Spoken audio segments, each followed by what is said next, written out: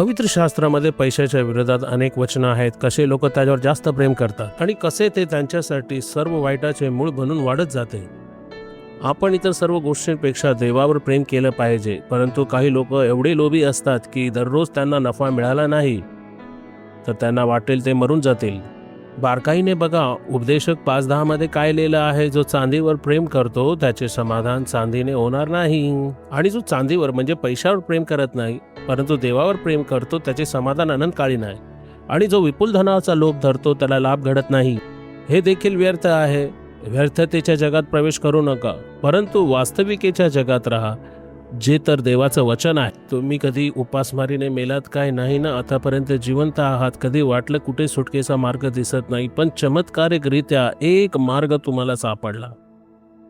देवच आपला मार्ग आहे आणि तोच आपल्याला सर्व काही पुरवणारा आहे. प्रार्थना करूया. हे पित्या, आमचा सुटकेचा मार्ग असल्याबद्दल तुझे आभार. आमच्या गरजा पुरवणारा, ज्याच्यावर आम्ही संपूर्ण हृदयाने प्रेम करतो.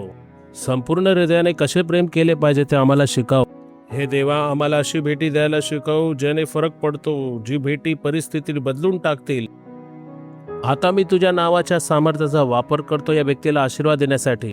हे माझ्या देवा, मी तुझ्या सुवार्तेचा सेवक आहे, म्हणून मी म्हणतो, अरे दुष्टा, या व्यक्तीमधून निघून जा. पैशाचा लोभ या व्यक्तीपासून दूर हो आणि समृद्धी तुमच्याकडे येईल. आमेन.